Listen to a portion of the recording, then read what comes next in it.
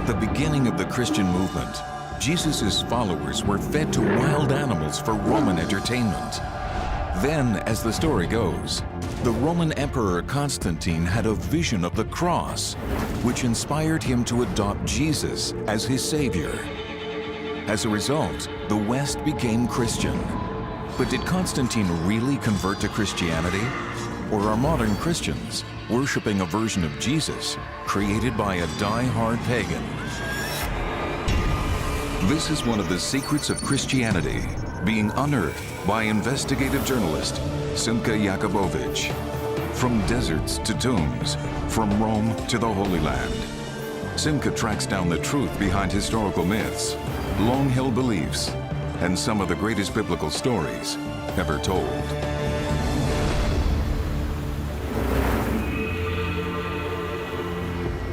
Simka has come to Turkey, to the city of Istanbul.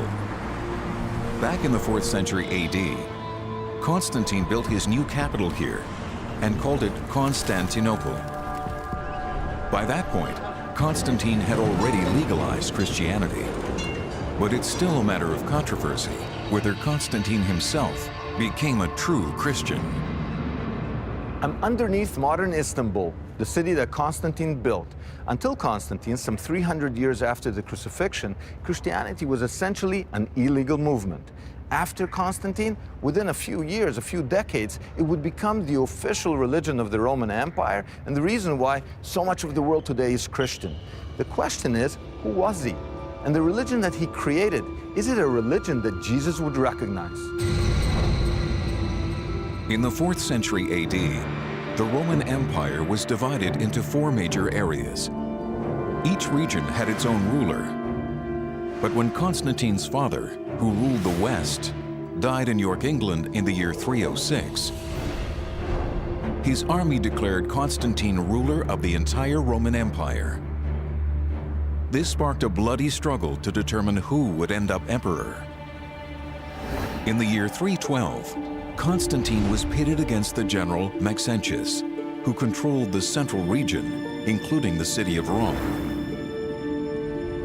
Their famous struggle for power was depicted 1,200 years later in these frescoes by Renaissance artist Raphael. Based on early Christian sources, Raphael painted these narratives on the Vatican walls. And it's these frescoes that tell us the traditional story of how Constantine converted to Christianity. But there's a much older work of art that tells a different tale. It's called the Arch of Constantine, and Constantine himself had it built here, in the center of Rome, to celebrate his victory over Maxentius.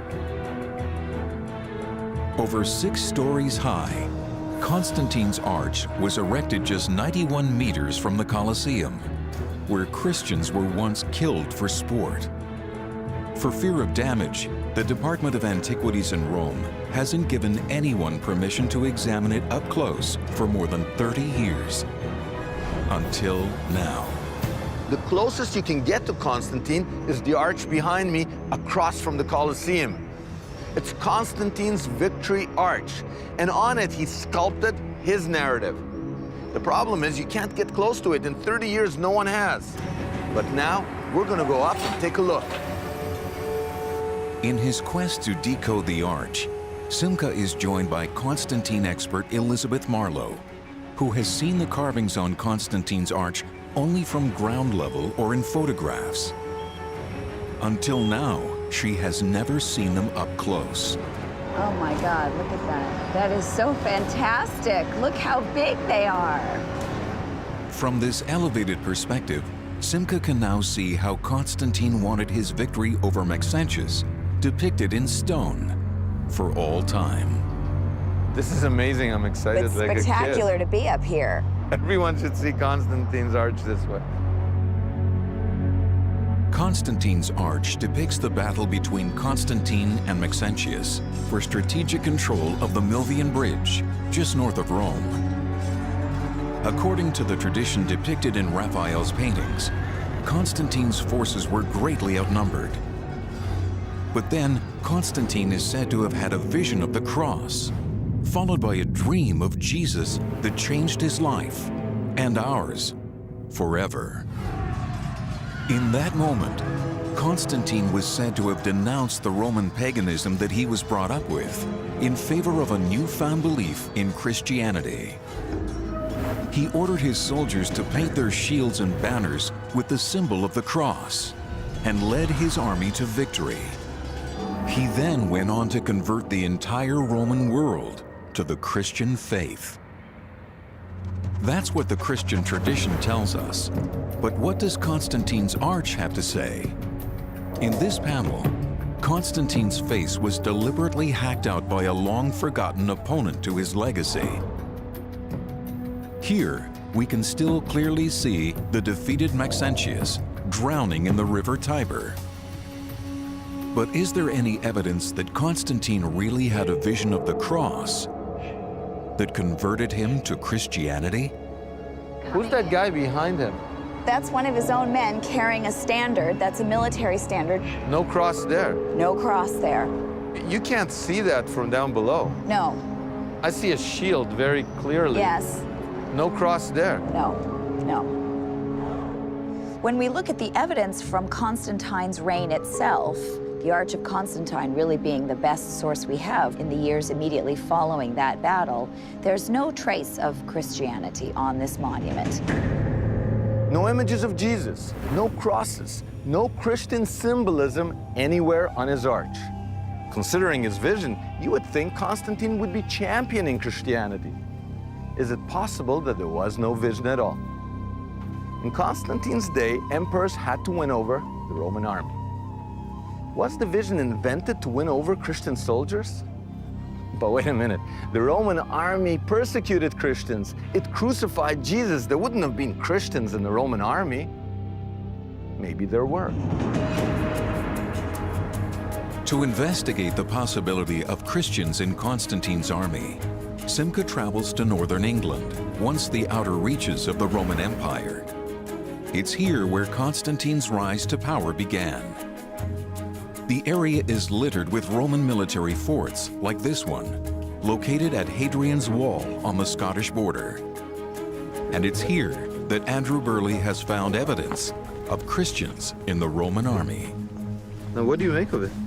Well, this is not a random thing. This is a very purposeful thing. Now, corresponding with the cross inside the room in this building here, on the section of the wall next door, there are 7 crosses like this one, inserted into the wall, all in one section of wall. To have 7 so close together is very unusual. 3rd century Christian symbols carved into stone, but the same Roman army that crucified Jesus. Evidence that Christians were fighting in Constantine's army, even before Constantine came to power. Winning them over would have been of paramount importance. But were Christian soldiers also serving in his rival Maxentius's army? It would be much more likely to be Christians in Maxentius' army than in Constantine. And Constantine's army was largely composed of people from the far barbarian north, where Christianity had made very much less impact. So it seems Christians were well entrenched in the Roman military before either Constantine or Maxentius fought their famous battle for the Milvian Bridge. But if Maxentius also led Christians into his army, then what's so unique about Constantine's claim to be a Christian sympathizer? To learn more, Simca needs to find out what Maxentius really stood for. The only personal relics from Maxentius's reign were recently unearthed here, just meters from Constantine's arch, by archaeologist Clementina Pinella. Pinella believes that these royal scepters, spears, and weapons belonged to Maxentius himself and were venerated by his faithful followers, just as Christians venerate the cross. Ritrovato il corpo di Massenzio, Costantino taglia la testa di Massenzio e la porta in città. E Costantino, ovviamente, avendo vinto col sangue, deve dare del nemico la peggiore presentazione. Quindi Massenzio è il tiranno. I panegirici dicono le cose più terribili di questo Massenzio, i vizi più turpi gli sono attribuiti e la memoria di Massenzio viene, come al solito, cancellata. Upon his victory, Constantine tried to wipe Maxentius from history's good books by portraying him as a pagan tyrant and a Christian persecutor. Però Massenzio invece è stato un grande imperatore e Massenzio non diede fastidio ai cristiani. E io mi chiedo che cosa sarebbe successo se Costantino non avesse vinto. Che cosa sarebbe successo della nostra civiltà, che poi è piena di cristianesimo e noi siamo dei discendenti di questa battaglia. So if the image we have of Maxentius as an evil pagan tyrant has been fabricated, is it possible that the image we have of Constantine as a Christian emperor has also been fabricated? To answer that question, Simca now investigates a secret religion that claimed the most powerful people in the empire as its followers. This religion worshipped a pagan god who had an uncanny resemblance to Jesus. Early Christian history states that the Roman Emperor Constantine received a divine vision of Jesus before defeating his arch-rival Maxentius, winning control of the Roman Empire and causing the Western world to become Christian. But was Constantine a true Christian? The most important statement we have from him is his triumphal arch in Rome. On it, Simca doesn't find a single Christian icon, but he does find pagan symbols. On this panel, Constantine is surrounded by pagan gods, the god of the river Tiber, a winged goddess of victory, and by Roma, goddess of Rome. An archaeological patchwork of pagan symbolism. Compelling evidence that Constantine only adopted Christian ideas to gain favor with Roman soldiers in both his and Maxentius's armies. But winning over common soldiers wasn't enough. To gain control over the entire Roman Empire, Constantine needed the support of the officer corps and the Roman elite. Many members of these classes belonged to a mysterious cult that had been around since before Jesus. That cult was called Mithraism, named after a Mediterranean sun god called Mithras. How did Constantine mobilize both these religions to serve his own ends? Can it be that what appealed to him was a blend of Mithraism and Christianity? Did he fuse the two together to create a super religion that would allow him to gain control over the entire Roman world? Not far from the Roman military fort where Simca has seen evidence of Christian soldiers in Constantine's army, another fort was discovered in 1949 by a French bulldog sniffing for bones. But instead of bones or Christian symbols, this fort revealed a special temple built by Roman officers that were devoted to the pagan god, Mithras. My father's dog, same breed as this one, a French bulldog, was sniffing around and found the middle altar. As you can see, it's very wet here. It was all preserved due to the dampness. Now, this is close to the Roman fort? Yes, and it was 500 foot soldiers, and Mithras was for the officers. So that's why it's so small. So the Roman officer class, which Constantine belonged to, secretly worshipped Mithras at this temple. At the exact same time, an increasing number of ordinary Roman soldiers were worshipping Jesus right next door. Mithraism was an elitist and secret religion, practiced only by men.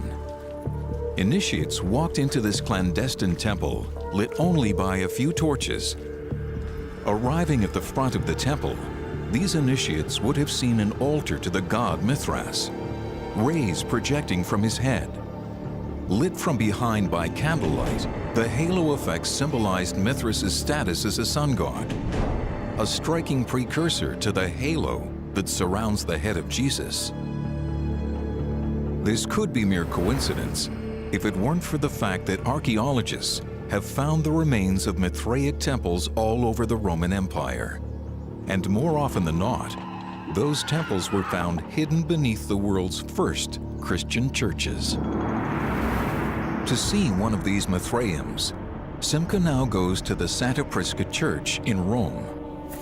Here, excavators pulled up the floor of the church and discovered one of the largest Mithraic temples ever found. In cavernous, dark rooms like these, the Roman elite would worship in secret. This is amazing. I feel like I'm in the Notre Dame Cathedral of Mithraism. Well, this is a pretty sizable one. The idea is this is a recreation of the primal cave where Mithras commits the sacrifice of the bull, which is the core event in Mithraism. The one source of light in this dark temple illuminates the centerpiece, a bas-relief that depicts the main myth of Mithraic belief.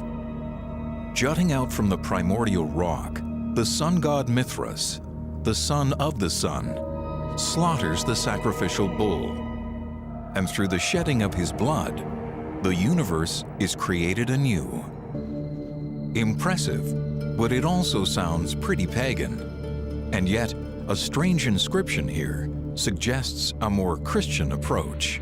We don't have many inscriptions of Mithras. Right. It's a secret, and they didn't write that much. This is unusual, this place, that it does have a very faded inscription. That is correct. One particular text, the Latin translates as, "And you have saved us through the shedding of the eternal blood." You have saved us through the shedding of the eternal blood. Yes. So here, the central bloodletting Yes. is seen as an act of salvation. Yes, and the key event in the whole nature of cosmic creation and the whole nature of life. Mithras sacrifices the bull and spills its blood, strangely corresponding to the Christian concept of Jesus offering his own blood to save mankind. But the similarities don't end there.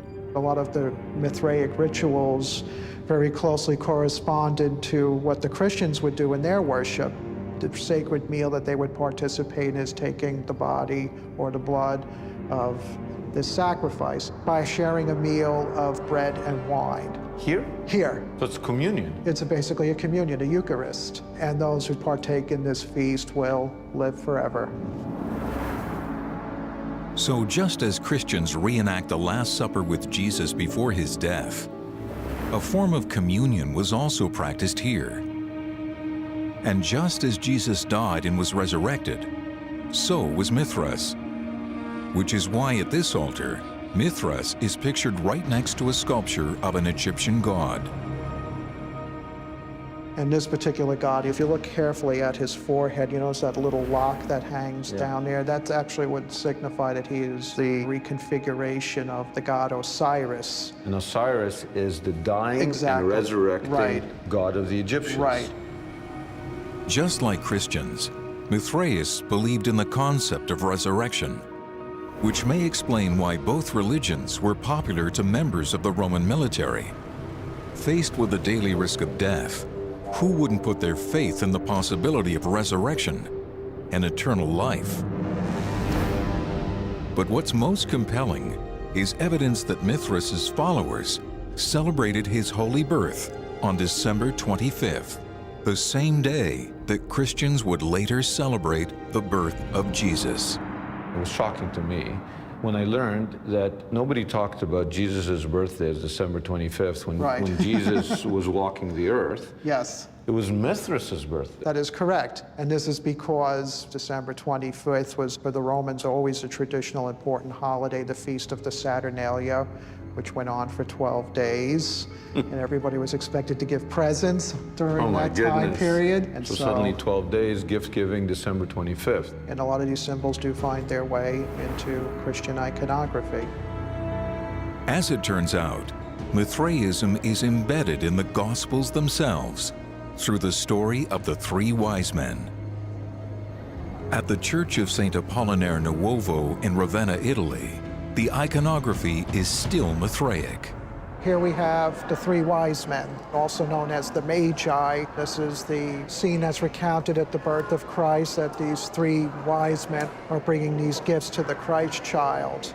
And the hats that they're wearing, in Greco-Roman art, this sort of became the standard hat that would be used in their artwork to denote somebody who's an Easterner. But these hats weren't worn by just any non-Christian from the East. Called Phrygian caps, they were the official hats of the Mithraic priesthood, also known as the Magi. Even Mithras is depicted wearing the same style of hat. And although there are no Christian symbols on the Arch of Constantine, the arch is literally ringed by 8 Magi-looking figures wearing the Phrygian hats of the Mithraic priesthood. But if Constantine was the worshiper of a sun god, how could he have championed Christianity? Unless he created a new version of Christianity, partially fashioned in the image of Mithraism. To do that, he would have had to convince Christians that he was one of them, while in reality supporting the introduction of pagan ideas into their faith. And to do that, I believe Constantine needed the help of someone working on the inside of the early Christian church. Constantine is known to history as the emperor who converted the Roman Empire to the teachings of Jesus. But the Arch of Constantine has no Christian symbolism on it whatsoever. And evidence found beneath the first Christian churches suggests that Constantine fused Mithraism with Christianity to win the patronage of the powerful Roman elite. But this leaves one problem. How could Constantine get true Christians to go along with his version of their faith? And what about the founding fathers of the church? After years of persecution, of worshiping in secret, surely they wouldn't let Constantine manipulate their religion for his gain. Or would they? There's compelling evidence to suggest that Constantine's vision was a postscript to what really happened at the Milvian Bridge. As it turns out, while Constantine was still alive, there was only one church father who recorded Constantine's life and his celebrated conversion to Christianity. His name was Eusebius, and besides becoming Constantine's sole biographer, he also became Constantine's right-hand man in the Christian world. According to Eusebius's writings, it's here at the Milvian Bridge, north of Rome, that Constantine had a vision of the cross and a dream about Jesus that inspired him to win the battle and change the world forever. So here's the Milvian Bridge. This is the bridge that gets associated with the battle. So this bridge behind you becomes, in a sense, a metaphor for the change of human history. Yes. The bridge becomes a way to refer to not necessarily the battle itself, but the consequences of the battle.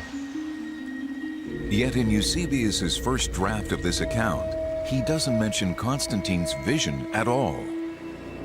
No vision, no dream yet. So Eusebius's first account of the battle at the Milvian Bridge that took place somewhere right where we're standing, even Eusebius, who's like Yes. the church father, bishop, great Yes. admirer of Constantine, does not mention visions. In that account, no. Without a vision of Jesus, how did Constantine convince his contemporaries that he had converted to Christianity? Eusebius's own writings suggest that Constantine persuaded Eusebius to rewrite his account of the Milvian Bridge during a great banquet that Constantine held for the leaders of the Christian church in the year 325. After years of persecution, Eusebius and his fellow bishops were now being hosted by the emperor himself. And it seems that it was at this banquet, 13 years after the Battle of the Milvian Bridge, that Eusebius first heard anything about Constantine's vision. So Constantine tells the story about the vision of the cross before the battle at the Milvian Bridge. When Constantine tells this story, he emphasizes, first of all, the vision of a cross in the sky at noontime. Secondly, He then had a dream in which Jesus Christ himself appeared and explained the vision to him. Almost like he's a prophet. He has visions, he has dreams. Jesus speaks to him. Precisely. And here, in these original texts by Eusebius, one can see the impact of Constantine's story on Eusebius and his fellow bishops. So here's Eusebius's description of the banquet.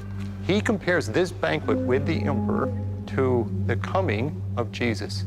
And Christians had anticipated if there was going to be a Christian ruler, it might well be Jesus come back to earth. And now suddenly it turns out to be the emperor himself. Now portrayed as a Christ-like figure, Constantine turned his so-called vision into the official history. And that history was soon propagated by Christian art. Here we have Raphael. Yes. Now, Raphael, when he paints the vision in the sky. It's a cross. By this sign you will conquer, and so on. This is mythology becoming history. Yes. Even without knowing the narrative, you just want to stare at these frescoes. So this is sort of a last attempt to reaffirm this papal narrative, which had already been shown to be a fiction. A myth based not on history, but on a fiction.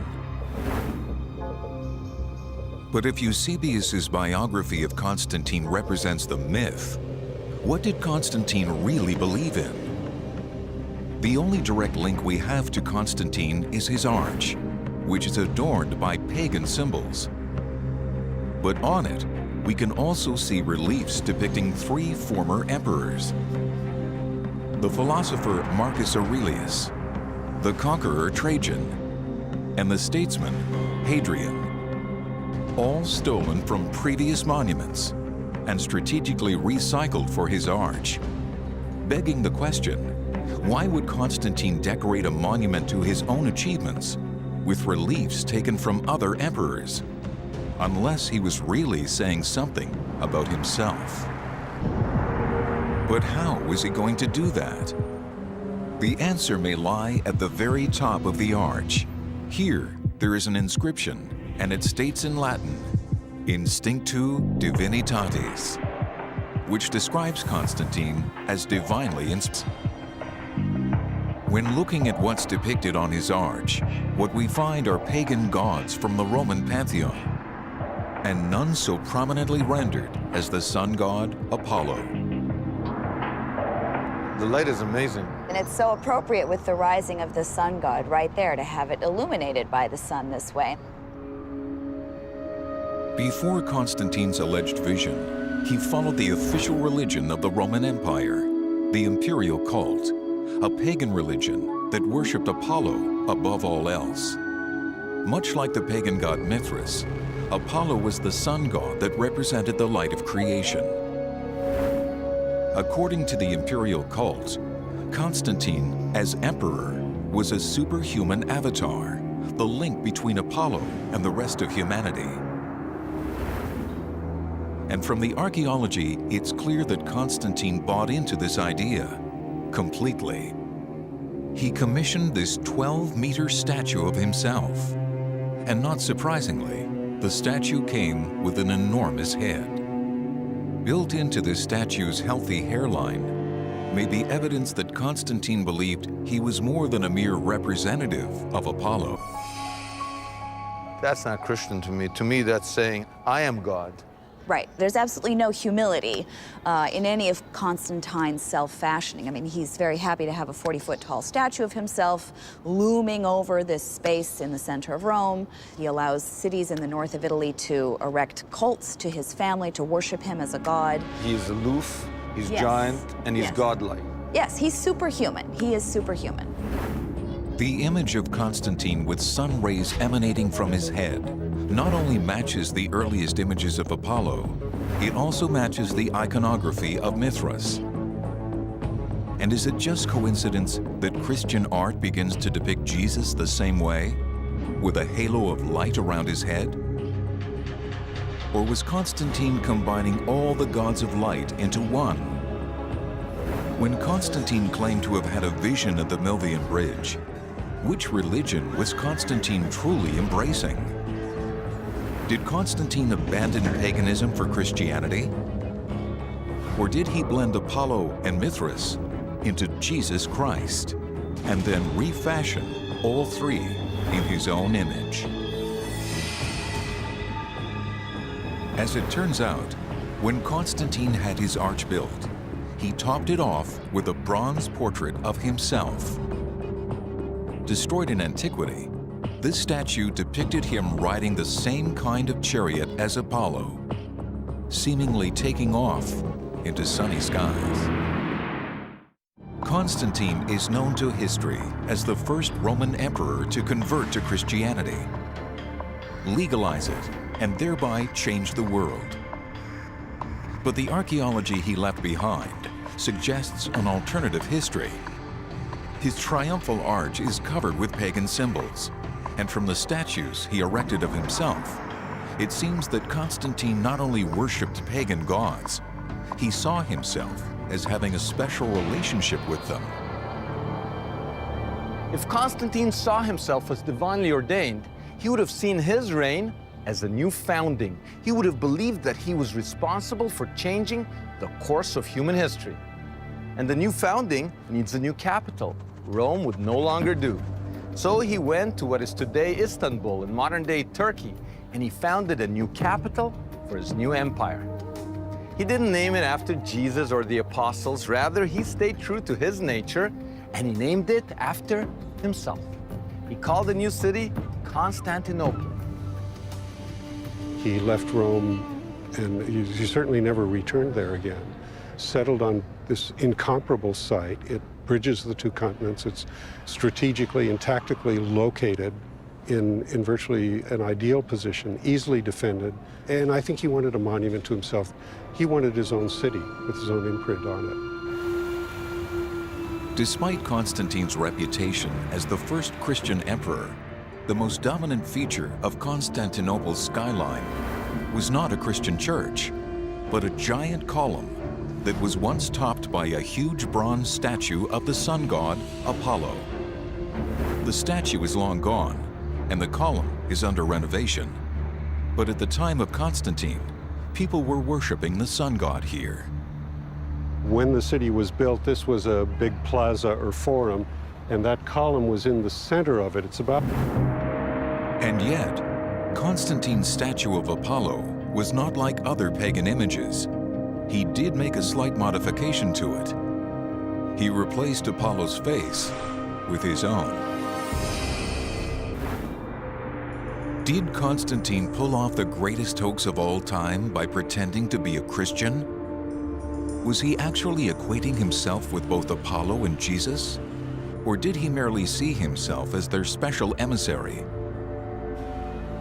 To find out, Simca returns to the arch. But this time, he's not looking at what's on the arch. This time, he's looking at how the arch was positioned. From this bird's-eye view, he is reminded that Constantine's arch is off-center by almost 2 meters from the original road that ran through it. But why? The Romans were famous for their feats of engineering. Surely they wouldn't make a mistake when building the emperor's new arch. There had to be some other reason, a reason that must be hiding in plain sight. Based on ancient records, we know that during Constantine's time, there was a colossal statue that stood 108 meters behind the arch. But this was not just any statue.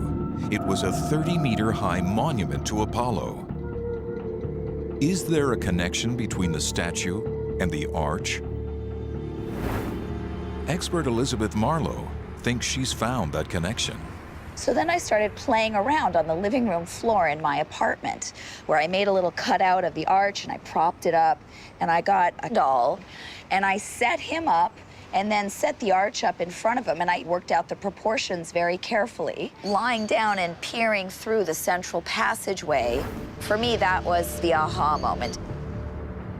Based on her living room reconstructions, Marlowe came up with a compelling new theory as to why Constantine's arch was built where it was. But to prove her theory, Marlowe first had to brave rush hour Roman traffic so that she could gain the right perspective. The evidence on the ground confirmed her hypothesis. Constantine's arch was built off-center on the road so as to perfectly frame the Colossus of Apollo behind it. According to Marlowe, as you entered Rome, you would have seen Apollo's head looming above the statue of Constantine on his arch, as if watching over Constantine. But as you moved closer to the arch itself, the sun god would have dropped below Constantine until he was left standing in the center of the main archway. The arch is literally a reframing of the sun god, with Constantine on top of the arch. Marlowe has revealed a clear example where, on the surface, Constantine seems to be putting himself under Apollo, but covertly, he is letting us know that he is greater than Apollo. Can it be that he did the same with Christianity, seemingly worshiping Jesus while replacing Jesus with himself? Our investigation has revealed that Constantine merged the great pagan sun gods Mithras and Apollo and replaced their images with his own. Maybe that's not blasphemy by Christian standards, but it does tell us what Constantine thought of himself. By depicting himself with rays of light coming out of his head, Constantine was telling the world that he was to be worshipped as a god. Now, where does that leave Christianity? Was Constantine willing to step aside and bow down to the King of the Jews as any Christian would? I don't think so. I think Constantine took Jesus and refashioned him in his own image, thereby turning the anti-Roman rebel we read about in the Gospels into a symbol of Roman imperialism. To find evidence for this, Simca travels to the Archbishop's Chapel in Ravenna, Italy, where there's a 6th century mosaic that depicts Jesus in a whole new light. That's a mosaic of Jesus dressed as a Roman soldier. Although if you look at it more carefully, you can see that he's actually a Roman emperor dressed for command. He's got the military equipment, and of course he has the cross over his shoulder. So when you can kind of see that Christ is also taking on the role of being the Roman emperor. He's depicted as the emperor. As the emperor in a military role. So Constantine didn't start running around dressed like Jesus. Right. He got Jesus to dress like him. Right. The irony is that after Constantine, Jesus, who had been crucified by the Roman army, was now depicted as its leader. But what was Constantine's goal? Was he trying to change Jesus? Or was he trying to replace him? To answer this question, Simca now looks into the plans Constantine made for his own funeral. Well, he was actually buried in Constantinople in the Church of the Holy Apostles, which no longer exists. It was reported that he was buried with the 12 apostles surrounding him. So Constantine prepares his burial by creating a real coffin for himself. Right. And then these pretend coffins for the other disciples. Right. If you take Jesus' place, one way to interpret it is I am Jesus. Well, you could see it that way. On earth, the Roman emperors do become the stand-in for Jesus, because now with the Christian Roman Empire, the emperor takes on the role as being the leader of the worldwide Christian community. But by taking Jesus' place, did Constantine see himself as someone who could promote Jesus' message or subvert it? Can the arch also answer this question? From this high vantage point, Simca suddenly makes a discovery that would have never occurred to him below. How you position something relative to something else, that's sacred geometry. He's essentially putting himself in a relationship with the Flavians. Just on the other side of Constantine's arch is the famous Colosseum, built by the Emperor Vespasian Flavius. Across on the left is a triumphal arch built by the same emperor's son, Titus Flavius. And in the center, where there is now a circular depression in the grass, once stood a giant fountain built by Vespasian's other son, Domitian Flavius. one of the greatest persecutors of early Christianity. Why would Constantine want to associate himself so intimately with the Flavian dynasty? As it turns out, the first-century Flavian emperors have gone down in history as the men who destroyed Jerusalem and the Holy Temple in it. They could literally boast that they had torched the house of God. Jesus wept for the destruction of the temple.